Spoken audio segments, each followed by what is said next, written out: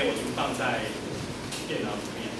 好，那想说老师是用你们自己的方式，看是用到 FB 再传到手机去把它装到你的手机上面去，还是先把它装起来？因为等一下可能时间会蛮赶。在里面有一个 APK 档。对。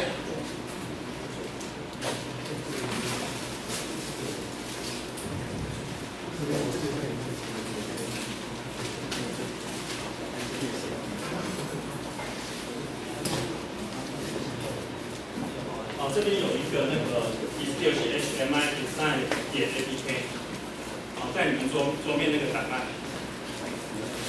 那这个的话就是手机的 APK， 手机的 APK， 所以如果可以的话，因为这个是Android 手机写开发的工具所以如果你手边的是那个 Android 手机的话，你就可以下载那但是现在因为放在电脑上面。所以你是不是可以？这边是有网络，没有网络没有网络的话，那你们手机可以上网手机如果可以上网的话，可以到网络上面去下载。那我待会再跟那个插播平台这件事情，那个主任这边得用到吗？我还没跟大家介绍。是我的错，要跟下面讲说的。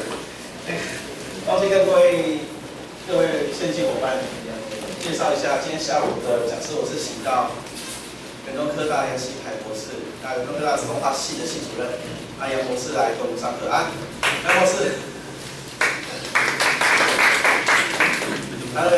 杨博士他本身他非常厉害，他看得准中国未来发展的趋势，所以他也知道我们尤其是电科的学生。我们其实不学习语言，我在高职阶段学的是 PLC 的语言，所以他设计了一个晶片，可以用UNO版的这个反折架构，但是读取 PLC 的程式，然后所以我们只要会 PLC， 就可以用 PLC 来控制。我们做这2天所学的Arduino的，包括红外线这些的周边的模组，都可以用 PLC 的语言程式语法来控制。所以这是今天下午主要的课程。但是因为今天我是请杨主任帮我们准备这个材料包，这个材料包是远东科大的财产，所以我们今天研习完了以后，我们是要还给远东科大的，是不能带走的，就不属于只是研习带回去的范围内，所以请各位伙伴就是这个要记得要还给杨主任，不然我要负责赔偿。对，如果各位对这个有兴趣的话，好像杨主任的专利已经有人在代理。现在在申请中，所以各位如果有兴趣的话，最简单直接的方式就是贵校各位的学校可以直接邀请杨主任到你们那边去，再帮你们上一次课，这样是最简单的可以深入了解的方式。那另外就是 WiFi 的这件事情，因为等一下我们要下载 APP， 所以需要有 WiFi。那请各位现在可以把手机拿出来，搜寻一下我这边有个 WiFi 叫 BIME。在这个地方可以看到 BIME， 然后打连线，都连线。连线以后要输入我们的密码，密码是 HWAIB，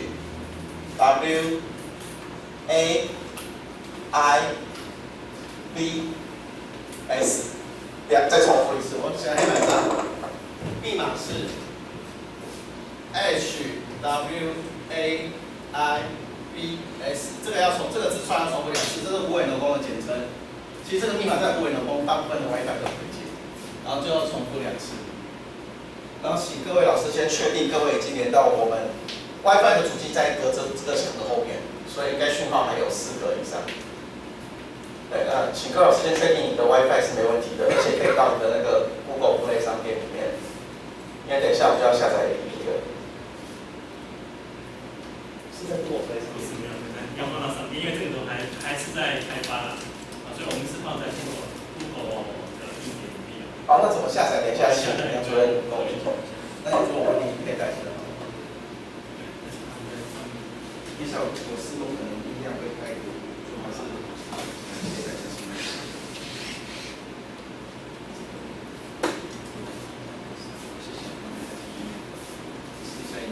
好，谢谢。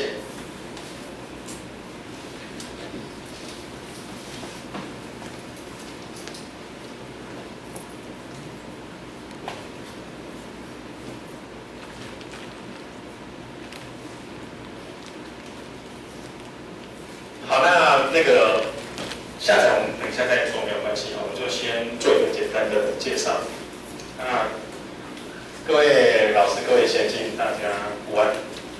今天下午算是2天研习的比较辛苦了，所以能留下来的话，都是算是战力很强的、电力很充足的哦。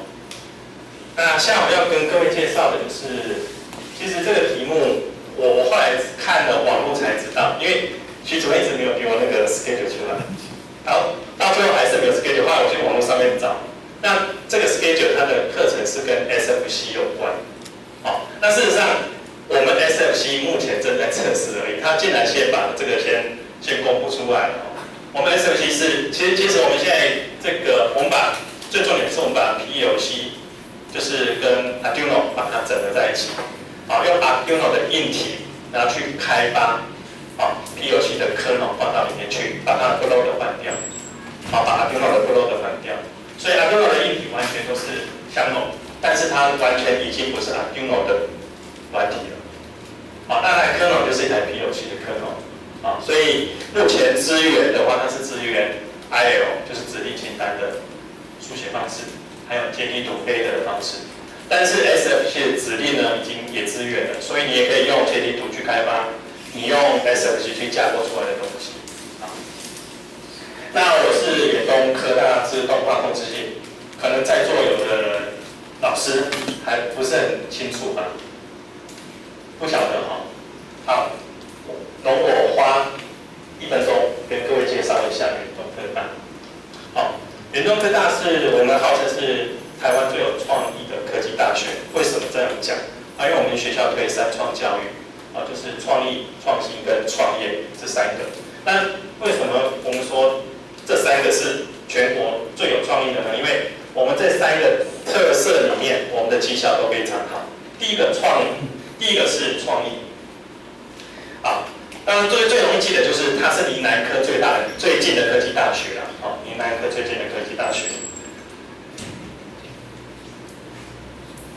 我们学校远东呢，从92年到103年。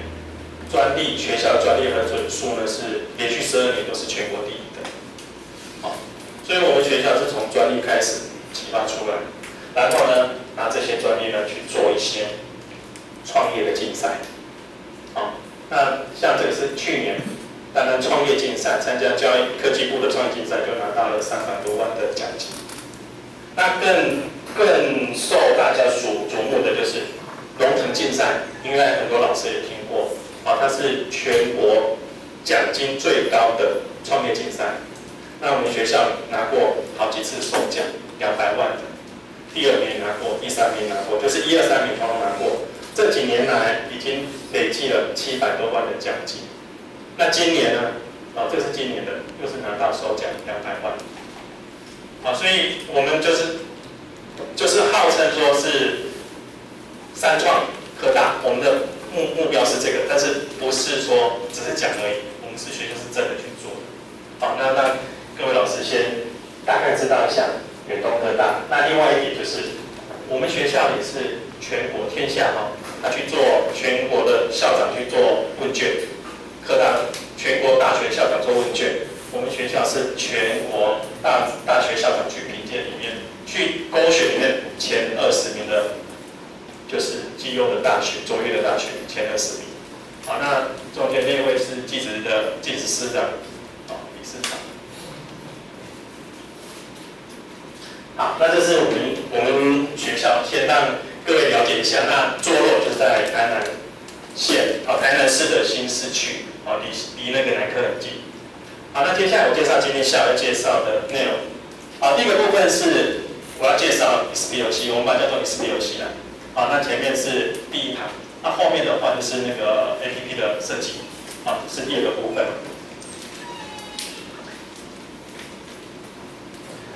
首先什么是 SPLC？ 因为一般学校的设备，我们大家看到的就是 PLC 会有一个主机，然后呢，如果有学的比较多，那可能有扩充模组 ADDA，那当然还有其他的高速的或者是 PG 的这些东西，那可能还有个人机界面。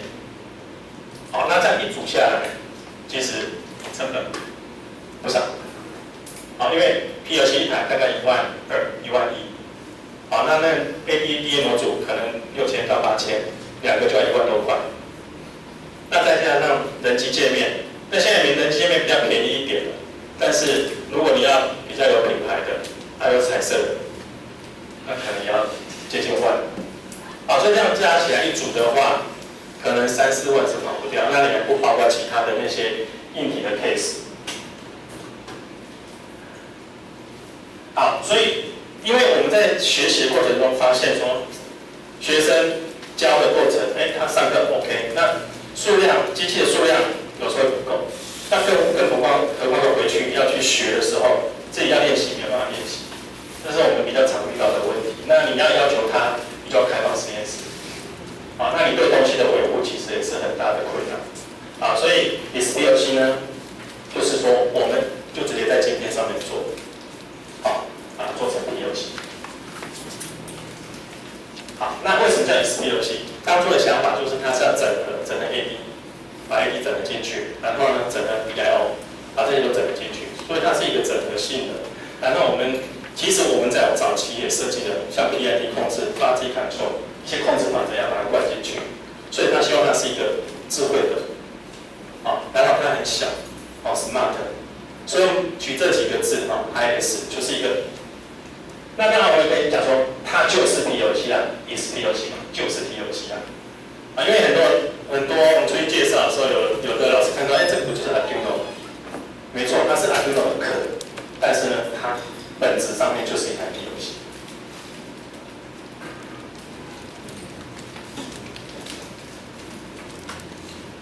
好，那这个是我们开发 SDLC 的整个缘起开设 PLC 的课程的科系非常多，那当然电机、机械这些都有，那控制汽车、机电、升机、农机，通通有，这些科系都有。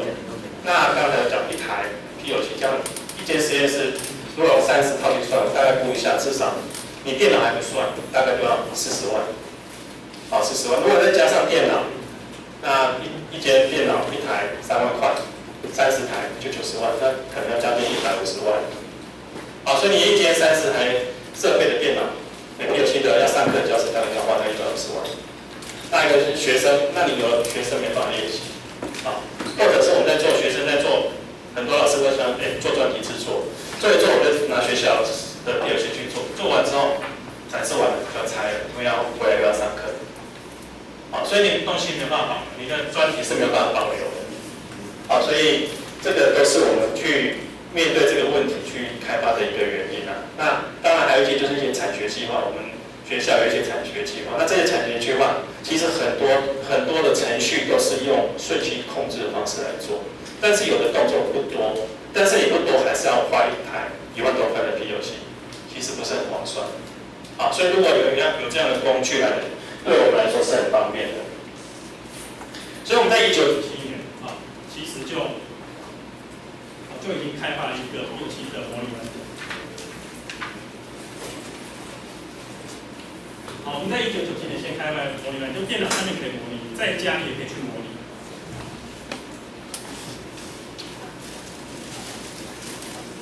到2001年，我们把它变成 PC Base。那这是一个早期气压。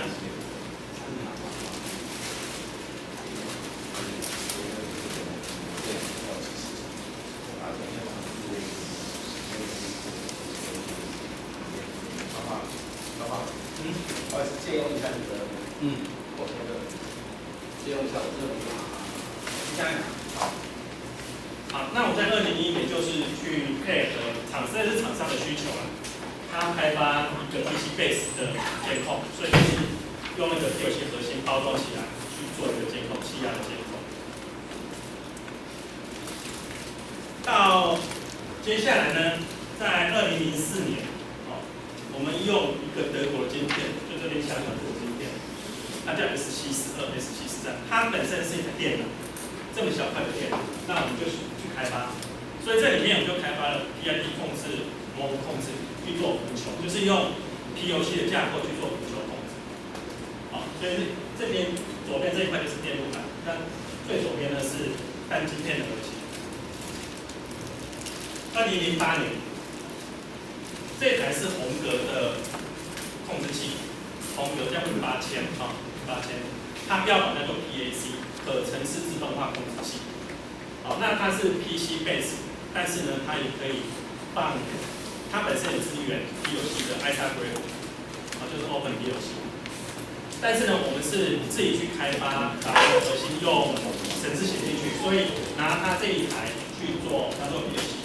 那这一台因为它可以当做网页伺服器 ，Web Server， 所以呢，这就直接架网页，直接在网页上去监控，呈现它那个 DOC 控制的状态。好，2009年开始无线通讯开始越来越热门。那这个是 TI 的晶片 MSP 430。好，那当初它这个晶片他们有一个协定，当初的协定叫做Simplicity TI 的一个通讯协定。哦，它有点像是这 B 的通讯协定，只是说它比较简化，可以扩充256个点。啊，所以在这个它这个电视随身碟的大小，那前面就是无线，它的晶片是。MSP 430就更大而已，所以我们就在上面去开发了一个DOC的核心，然后也做群组，做群组转播，只是说它的界面比较没有办法像待会介绍的，可以用阶梯图来编辑。2012年，越来越接近现代，这个就是 Omega 同系列晶片，那时候 Arduino 还没有到用的那么多。好，它是一个比 Arduino 的 Omega 328还要效能还要好的晶片。那我们那时候就是用它去开发，当然也开发了一个编辑界面，类似阶梯图的，类似流程图的方式去设计它的流程。好，这个是2012年，到了2013年，就2年前。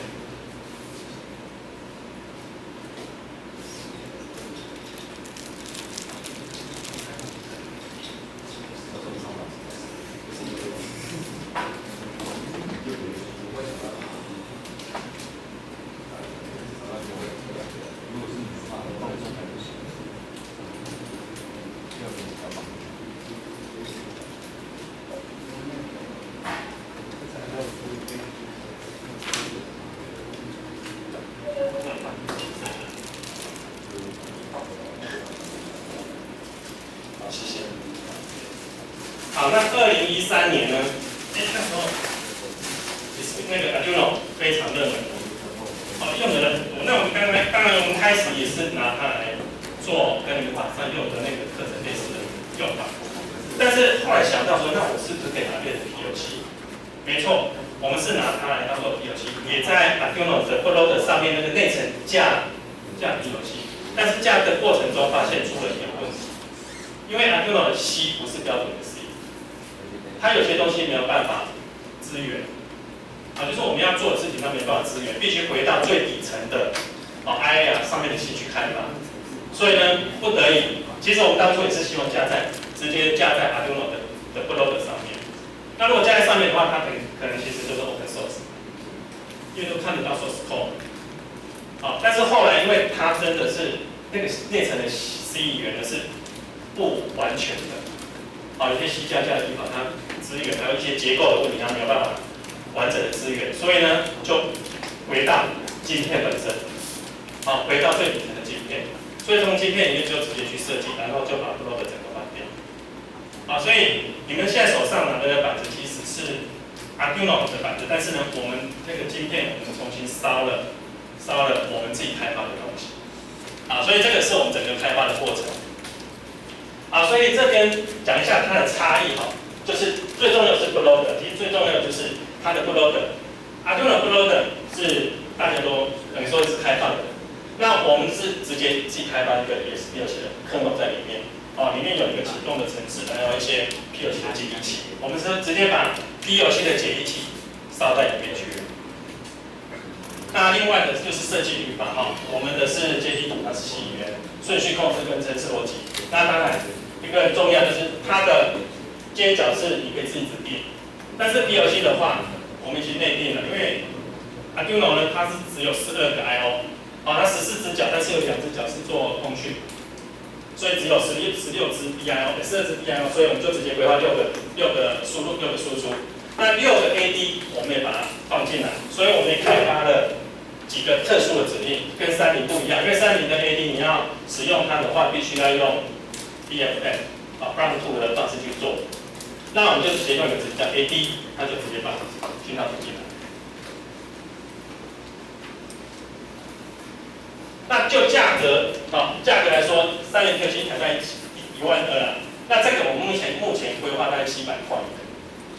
那当然版权、你的软体什么这些都要，这边全部都是 free。那指令呢，基本指令两边都有我们的基本指令跟3年是一样，用法是一样，但是应用指令就没有办法那么多。为什么？因为它的记忆体，它本身晶片里面记忆体有限，你放太多东西进去，你程式的量就变少。所以我们把常用的放进去。那有的厂商会要求说，那我可不可以加什么功能？其实那个因为是自己设计的，所以这个客制化的能力是没问题的。那还有一个比较不一样的就是说，30P 游戏有个 PWM 的指令。刚早上应该各位老师有用到 PWM 对不对？控制阿西马达。那30P 游戏也有，但是30的 P 游戏有没有办法控制阿西马达？有没有试过？没有办法，因为它的最小计时单位是1个 millisecond。它的最小计时单位只有1个 millisecond。那阿西马达那个它送出的 PWM 它的 QD time， 它的工作时间其实是 microsecond， 所以30 PLC 做不到。所以它没有办法做，但是我们后来有自己去开发，是可以做的。还有一个是痛的话是用在红外线，发射红外线38K 赫兹的脉搏出去做接收，所以我们里面设计了2个可以发射红外线的脚位。那这些脚位就是共同使用的，因为就是只有6个 DI 6个 DO 而已，所以它是共用的。目前的程式语言，如果各位老师对 PLC 熟的话，它大概就是支援 IL 跟支援 LD。那应用基本指令有23个，跟30 PLC 都一样。应用指令目前有25个，附件指令是最近才加进来，就刚才我们才加了2个，一个 STL 跟一个 IET。这2个指令加进去也可以用。那其他的就是输入6个，输出6个，内部机电器有50个。那特殊的，我们现在只设计了3个，8000、8002还有 M8013。这3个特殊的机电器，计时器有20个点，计数器有20个点。那计时器呢，通通是0.1秒，计时单位通通是0.1秒。那还有一个就是资料暂存器有30个点，附近点有20个点。这个限制都是因为里面的记忆体的容量限制了。那当然，未来我们也是规划说，可不可以扩充？当我们把这个整个架构移植到高阶的晶片，那它自然就扩张。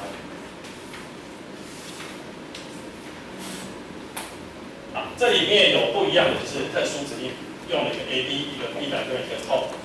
这3个是 PLC30 PLC 没有的。好，那介绍一下脚位，因为等一下要会动手。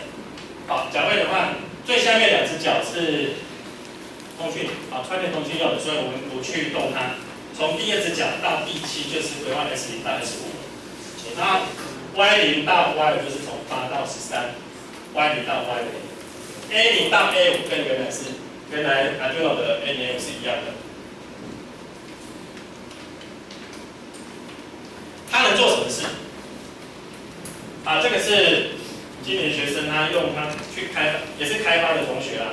我们这开发是很多件一直累积下来，我们去控制机电整合比级的机台。那当然说脚位不够，我们有做扩充。这里有16万16的扩充。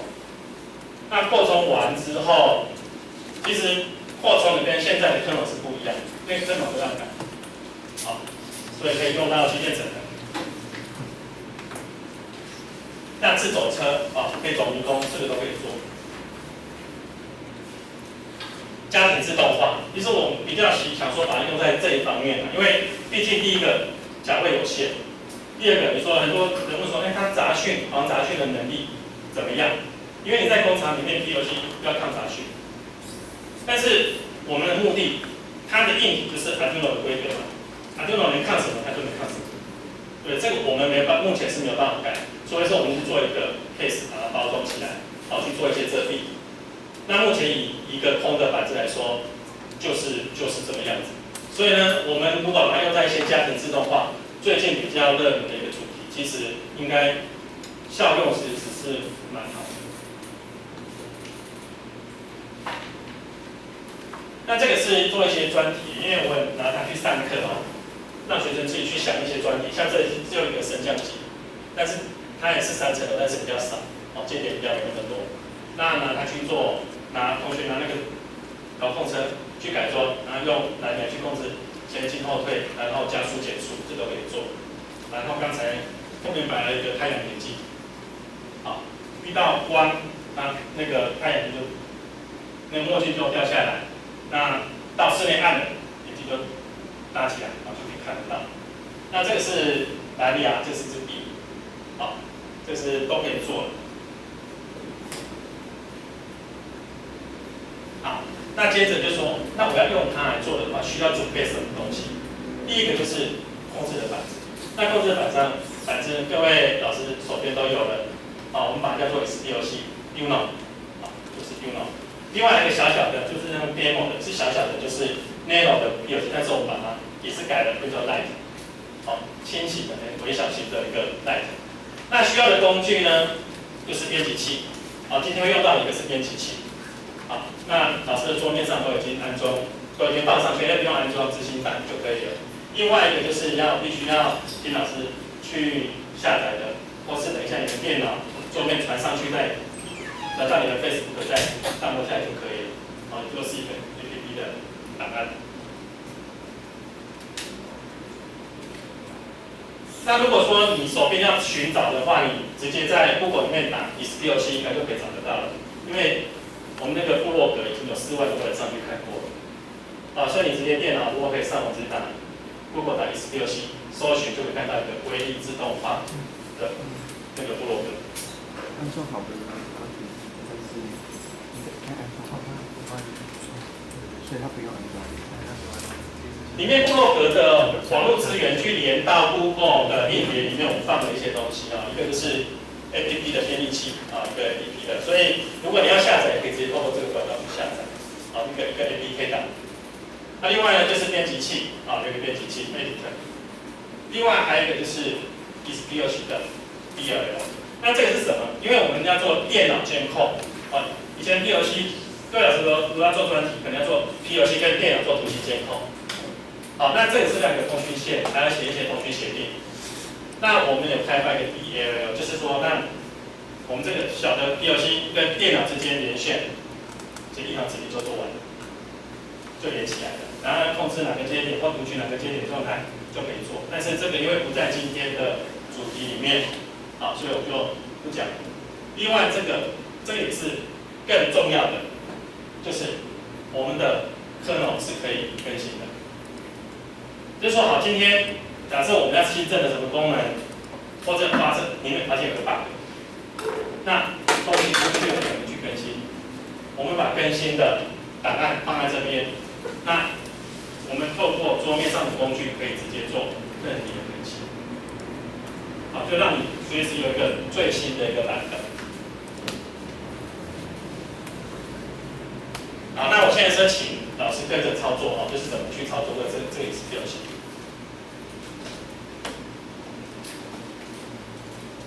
好，那请老师可以开到桌面上的一个资料夹，为农工研习的资料夹。那里面有一些工具那其中有一个是 SPLC 的 1.8.6。那老师点进去开启之后就可以使用了。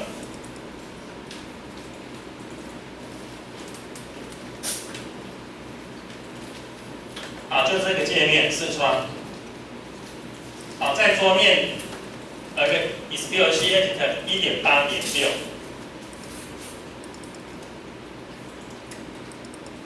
这个画面开启之后，左边新增档案，你可以点这个新增。然后看是要用阶梯图或者是指令表都可以。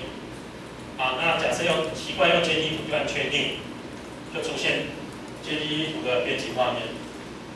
它的使用方式跟30P6C的使用操作应该几乎一样，因为我们除了没有可以直接拉图之外，我们就直接，比方说我们直接打 LD， 啊，然后 S 按 Enter， 它就出现。开始制作是阶梯图吧？那应该蛮重要。那如果按这个会放键。好，它就可以直接有阶梯图出来。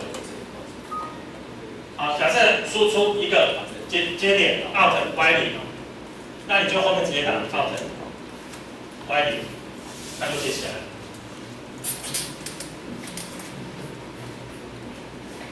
好，那假设要做一个自保值，那就前面要有一个 OR， 好 Y0， 那我直接打 OR Y0， 它就接起来了。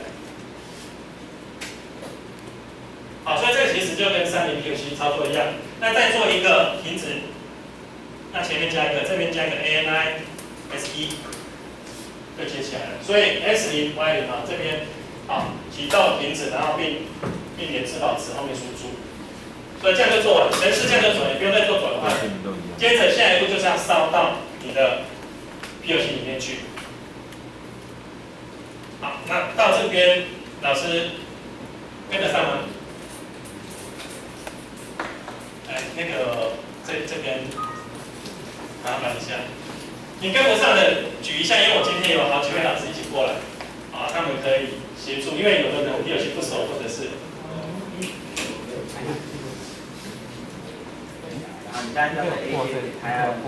好，那我这样子好了，因为有老师蛮熟，他可以自己玩，有老师比较不熟，所以我先让这个程式可以烧到这里面去，好，让他感觉就是你要玩的可以自己玩，那不熟的我们可以协助你，让你知道说大概怎么用。所以接下来我先讲一下怎么这个板子怎么程式怎么烧到板子上面去。好，那。老师手上是那个板子，我自己就拿出来，然后传输线，一样跟早上一样，插到 USB 插上去就可以了。因为里面的那个 driver 已经跟 Arduino 一模一样，啊，所以应该都找得到。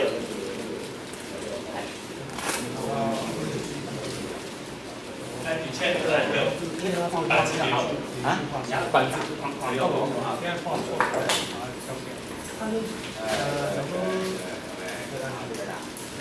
好，请把材料包里面的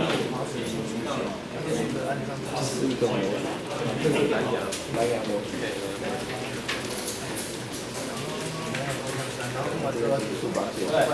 边有一个小的，对，等一下应该会做一些RC小。这是什么？就是一般那种他们那种遥控器用的。你说你在这边打 ORY， 它就直接走上来。这一颗是，那是直播开关而已8位我看过直播开关上面都没有盖子。那不是盖子，这只是个保护膜。保护膜，对，新的。可是我们去电商要买完，上面就有一条。因为我买整条的，化学这样子那个。好，那各位老师，如果你接上线之后，请按这里有一个齿轮。原来是这样。这里有一个齿轮，或者呢，这里有个连线传输设定，按齿轮或按传输设定都可以，会进到这个视窗，传输设定的视窗。好，这个要做我们通讯部的连线。好，你接上去之后呢，按一下这个齿轮会比较快。好，齿轮按上去，然后就出现这个传输设定的视窗。这个视窗呢，你按这个一个循环的一个按钮，按上去，然后去搜寻哪一个通讯部是可以使用的。好，那你按完之后，你就下这个清单，看看里面的清单有没有，里面应该可能是COM3吧。COM9，只要不是COM1、COM2就对了。好，你选了一个，怎样去按？选到之后按连线。好，那连线它会出现10P6C，就是它的 kernel 的版本 V1.1.1。好，代表说它找到已经连线成功了。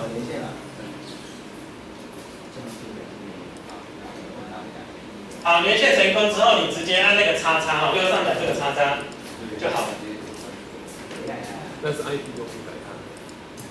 我只是很好奇，怎么还有这些设定都好，那这样代表已经连线成功。连线成功，这里有一个监视视窗，不用理他嘛，会就直接按球。智能，不用智能，他只是先确定好。是255是他预先在设定好嘛？再看一次啊，就是这边进来之后，你直接按这个重新更新的啊，去做搜寻，看看有几个看后，那选到我们的连线，按连线，它出现这里面就出现了它的任意版本。好，那之后呢，按这个叉叉关掉就好。好，那你们的板子里面其实都预先烧了一支程式了。好，对，一支程式，这支程式呢怎么读出来？我们先把程式读出来。好，读出来呢，你按这个红色的箭头，按一下，有看到一支程式了。好，这支程式的意思是什么呢 ？M8013，然后 Y5。M8013是一个会产生脉波的一个继电器，周期是1秒的继电器嘛。好，所以你如果插上电，你其实可以看到你的板机其实是有一个灯在固定在上的，因为它在跑。好，你们如果早上有学的话，就是这个 Y 代表的接点是 Pin 13，第13只脚。那第13只脚那个板子上面有一个点，对不对？我好奇说他会写。好，所以你看那个点在闪。我想说他会写一个 ISQ 游戏，所以想要从。好，所以这是类似程式在跑。看这个东西的。你插上电，它就在跑。我都找不到装置版，因为现在这个系统跟我下面工作电脑。有没有不晓得我在讲什么？就是这个灯，这个灯就是 Y， 那个 Y。啊，你这个要干嘛？他现在是说你可以把，好，到这边知道读出来，那写进去呢？写进去，我们刚才那个程式哈，我去定义 X 图。读完了这个程式，我们可以把它关掉。读出来的，只是让大家看一下。那写进去刚才这个程式呢，我可以用这个绿色的箭头，叉0、叉1、叉2一直到叉。点一下。确定写入10游戏，按确定X0就是传输完成第三写进去，角，这样就行。X2应该是第4只角。按这个绿色的第5只。按一下，它有一个讯息说要不要写入，按确定，进去就写进去。那可以先。所以我只要有其他的 input，比如说我去接那个按钮的，比如说你这边是接段嘛，比如看你这个可能接到一个开关嘛，那个按下去，就插了，这样。或者你接到一个灯。可能接到。好，那写进去你要测试对不对？测试对不对？好，那这时候你就可以拿一个面包板出来，来线，就照着 S 用嘛，去插看。这是300，是30毫安培。应该是你可以拿 LED 灯直接接，接 Y0，就是 Pin 3这只脚。好，早上你们有试过，假设要接 Pin 3怎么接？我们那个。现有电子就先不用接，没关系，反正就跟插上去。长角呢是接 Y0，短角接 GND。那如果我今天很顽皮，故意要给 LED 的长角，长的角是接 Y0，短的角是接 GND。如果今天是你们程式如果写到叉6、叉7怎么办？他会怎么样？就是我故意给他写到叉7。他是关蹭到重到。好，在这里面那个 X 的接点就是你直接把 X 的接点接到 GND， 它就是导通的，跟 DLC 一样。S 跟 GND 这样短路起来就是代表 S 通的。那 Y 的话就是刚才讲的长角要接正，短角接 GND。那现在的现流电阻我们先因为时间的关系，我们就先不接了。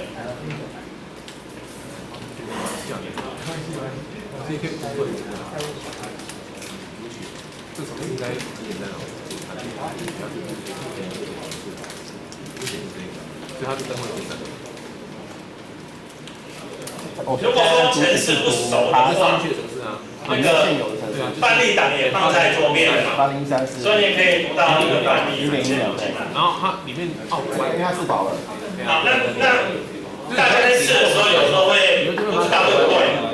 这里有一个监控的界面，可以先看一下。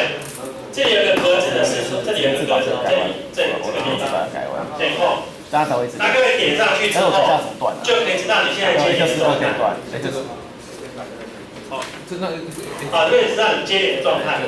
看看哪个接点按，哪个接点off，它颜色会出来，红色就代表那个按，这样你就知道你碰上去。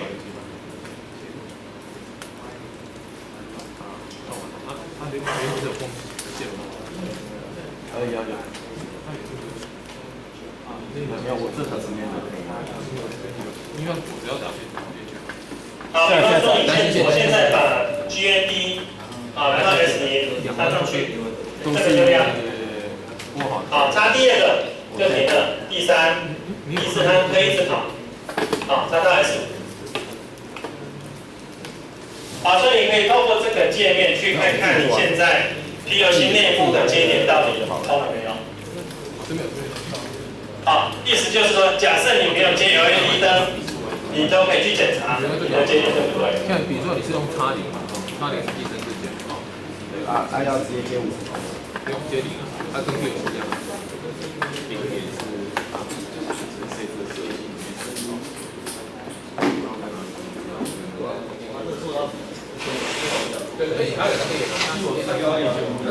那不晓得各位老师目前有什么样的？好，我们现在可以试着去载入一个红绿灯程式啊，里面有范例，那你载入去看接点变化。那大概剩下的话，如果有兴趣的老师可以自己玩一玩。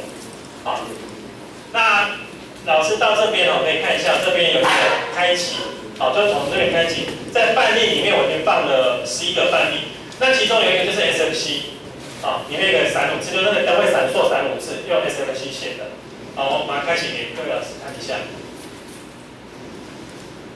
好，这在讲义里面也有，这就是用 SMC 来开发的。好，里面有 STL、set 这些方式去写，所以如果你对 SMC 有兴趣这个方面的写法的话，其实，但是这个还没有完全开放，我们只是做测试而已。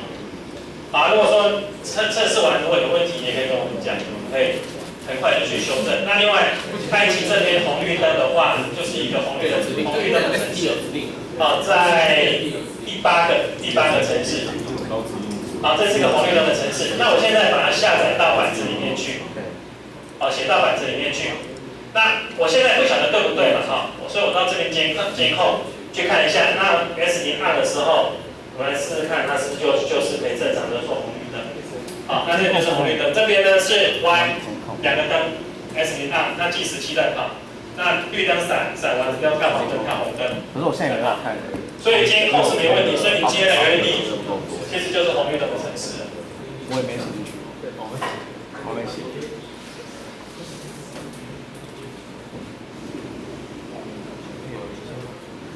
我不知道写进去吧？下一个，放写。我们现在不用接灯泡，因为灯泡要写6颗，因为6个灯嘛，每个路口红绿黄红绿3个，所以你现在直接用监控的视窗就可以看得出来。好，然后 X 一定要按，好，按。要重新再插吧。这个看不见的，就是直接重新开始做就看得到。它的动作是绿灯5秒钟，然后闪2次，好2秒，再看到黄灯1秒，再看到红灯。它会这样闪，一直重复。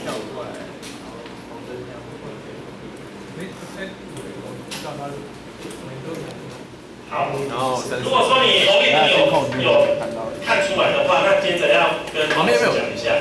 假设你要上课，这边呢有周修歪零为什么？对。所以每1秒是调整好，因为它提示色分的提示色1秒。选择浏览，比如说我要上到桌面，按确定，然后按退出。你的桌面呢就有这个阶梯。你的桌面，阶梯就做完，一个1栏就出来了。监控打它就。所以你设计的阶梯图就已经可以做了。不过确实是。在那个这种通讯的最左边，感觉没有像有退出，档案里面有退出，才会跳掉。那这个已经可以了，我觉得可以看。好，那如果说你要让学生交实习报告，所以有个报告产生器。今天我如果是用Arduino，一定要。这里有报告产生器，你也可以试着点上去。因为这个它有一个让你填的内容。那我这边有全档案开启了，你也可以试着。难怪我昨天在玩Uno版的时候也。这是我们之前就先放的。一直东西嘛，红绿灯你有先 report 点上去，开启。就会把而且我发现都在。同时开很多个视窗都那你以后同学如果写实习报告，其实也可以用这种方式，弄完之后按产生 Word 报告，它就产生一个 Word 档。里奥纳多好，把这些都填完之后，你按产生 Word 报告，按上去之后，现在这个芯片是可以，它会让你选择它可以会把路径，你按选择你要的档案名称或是输入档案名称，它就会产生一个 Word 档。那这个 Word 档呢，你实习报告、学生实习报告就做完，这个过程在跑。好吗？它就会出现实习报告。我要看它的核心有没有，或者实习报告，晶片有没有一样，就出来了。会有一样。好，所以看如果有这样的需求，就是学生以前同学在写实习报告的，其实可以有一些资料记下来，要做评鉴或是什么的